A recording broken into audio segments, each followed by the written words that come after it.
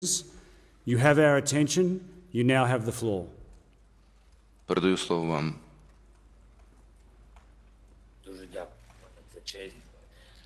Вельмишановний пане прем'єр-міністре, шановний пане спікере Палати представників, шановний пане президенте Сенату, шановний пане лідери опозиції, пані та панове, члени Leader of the уряду, opposition, сенатори, ladies and gentlemen, члени парламенту. members of the government, senators, and members of the parliament, the people of Australia, thank you for this honor to have this address today. In May 2016, thousands of Australians came to the city of Perth to see for the first time the Ukrainian plane Mriya, or Dream as we call it. This was our plane, and 225. The Mriya in English means dream. Having traveled for almost 15,000 kilometers, it brought an urgent cargo, a power generator 130 ton,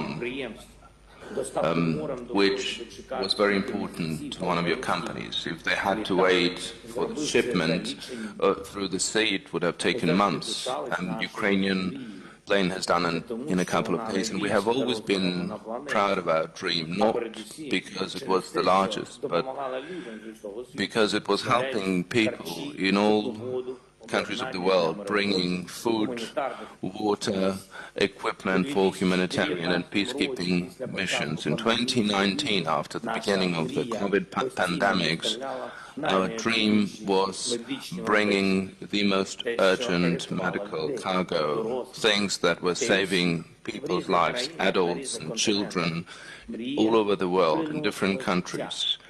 This, our dream, was bringing life. Now this is not possible. This is not possible because there is a country which holds to completely different values, different from our values, from your values, from the values of the civilized world. This country started a full-fledged war against us. They are shelling our cities and villages, they are killing our civilians and children, they are creating sieges of our cities and keeping and holding hostages of hundreds of thousands of people in these cities without water and food. They are abducting thousands of children that they transport to their territories.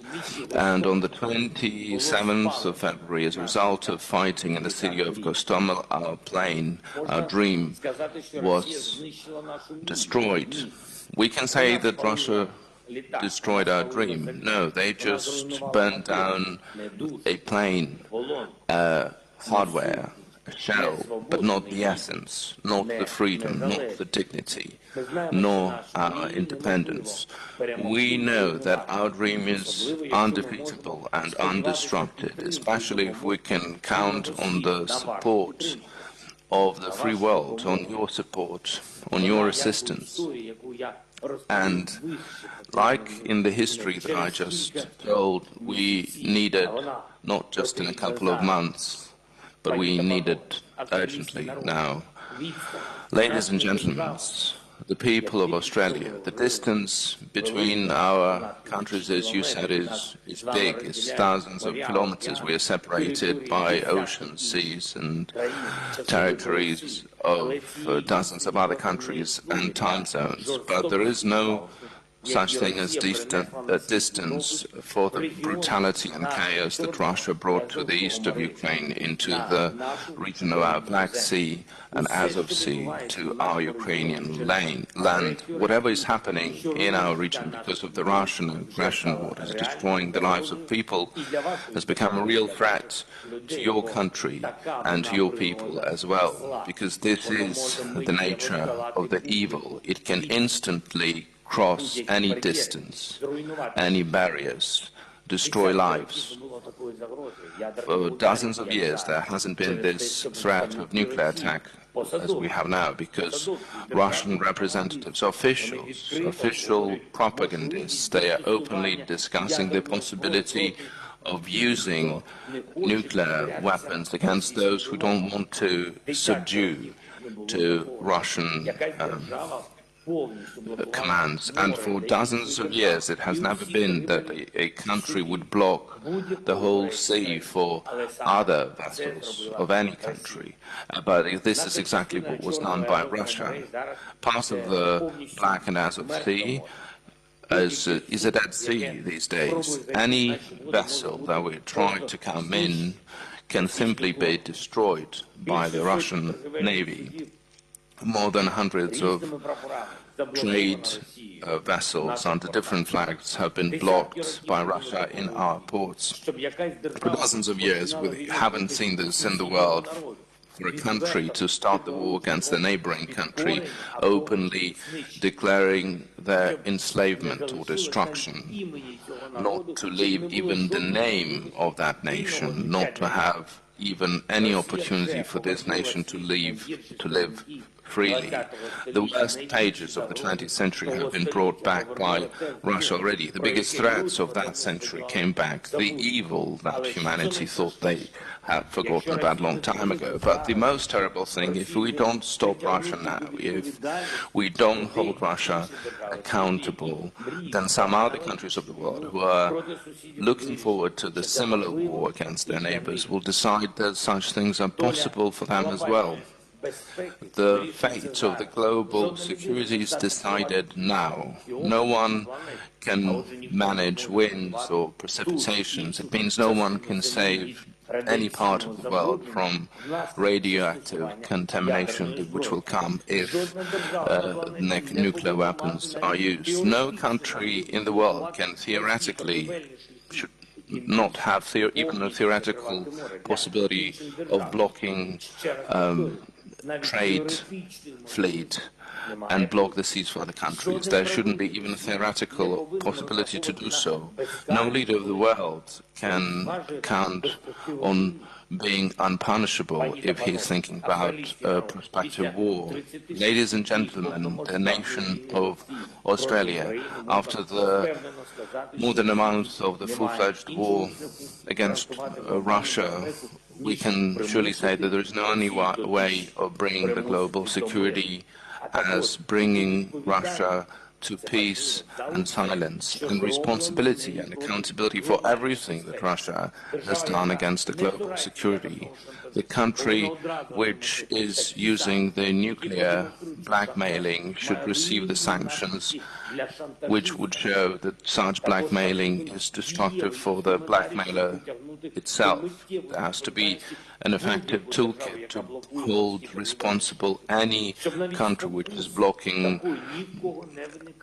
the trade navigation, so for no one to have a temptation to close any sea and making the Dead Sea out of them. So far we don't have such instruments, so the leadership of Australia can be paramount for the global security which is now strengthened by our anti-war coalition, which is working on bringing the peace back to Ukraine. We need to also enhance the capabilities of the international institutions which were created to hold military war criminals responsible, and anyone who would commit such crimes to have them punished by the solidarity of the whole world and not one country. Had this been done on time, in a timely manner, the life in this world would have been more secure, times more secure. And I'm sure that any of you, any of us, remembers the MH17 tragedy, the Malaysian Boeing that was shot down by Russian occupants over the Donbas Sea. 290 people died at that time, and my condolences to all those who have lost their relatives and their kins. But did we manage to hold accountable those who caused this tragedy? No, they are hiding in the territory of Russia. And obviously they've got security guarantees from Russia. Has Russia paid the compensation to the dead and their families? No, and they are still denying their fault in this tragedy. 8 years later, the justice was not achieved, and we don't know how much longer it will take for at least one tragedy to have a proper response from the international community, from all of us, and how many new tragedies Russia has created or will create. So the unpunished evil comes back, and I would say unpunished evil comes back with inspiration, with the feeling of almightiness. If the world had punished Russia in 2014 for what it did, there wouldn't be any of these terror of invasion in Ukraine in 2022. We have to correct such horrible mistakes and correct them now. The bipartisan support of Australia, of Ukraine, for the support that has been provided, we are extremely grateful. 70,000 tons of coal for our energy. But this is only the beginning. Together, we can and should do more. We need new sanctions against Russia, powerful sanctions, until they stop blackmailing other countries with their nuclear missiles, and they have to pay the highest price for blocking the sea. No Russian vessel should be allowed in other international ports.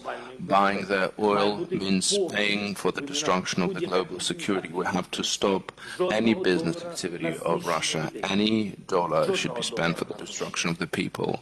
No single dollar for the destruction of the global security. And we have to stop any intention of Russia to bypass the sanctions. So what kind of sanctions are those if you can bypass by using simple, uncanny schemes? But most of all, we have to keep those who are fighting against this evil armed, for the evil to be looking for peace. And this has to be decided on the battlefield. For example, you have very good armed personal vehicles, Bushmaster, that could help Ukraine substantially, and other pieces of equipment that could strengthen our position in terms of armament. So if you would have an opportunity to share this with us, we would be very grateful. In Ukraine, they will do much more for our common freedom, our common security, than staying parked on your land. So Ukrainian people have demonstrated to the whole world of how much we appreciate the freedom and how committed are we to the protection thereof. Our heroes are fighting against the army, which is considered one of the strongest in the world. But all our people, without exception, already are thinking about the future, about how we are going to live after the war, about restoring our country, our Black Sea region, and we invite prominent countries of the world, leading companies and the best experts to join the project of restoration of Ukraine, to take the city or the sector under your auspices that would require restoration. Your country has provided a special status, a like-minded country, and we are like-minded not only in our thoughts but also in our longing for peace. So I would like to invite and welcome your country to have a look at our southern regions, at our Azov and the Black Sea shore, the development of such ports and cities like the city of Kherson, which is now fighting for its freedom, the rebuilding of the naval sector in Ukraine could also be a great contribution in the restoration after the war, with the protection of the free naval trading would be a big contribution, because those who can protect freedom in the sea can protect it in the world. And I I'm sure, and I believe that you can do it, and I am sure that our Ukrainian community will join this common work of ours, and that it will support us as strong as they have done it in the past. Dear friends, the geographical distance between us is huge, thousands of kilometers, but what does this distance mean for those who have a common understanding, who see the world with the same vision, for those who is similarly hurting what is happening? When the enemy comes, when children are killed, when cities are destroyed, when refugees are shot at on the highways, when Ukraine is turned into the burned-out territory, then any distances disappear. Geography doesn't matter then. What matters is humanity and the dream of bringing back the peaceful life, the dream that we will implement, indeed, together. Thank you, Australia. Slava Ukraini.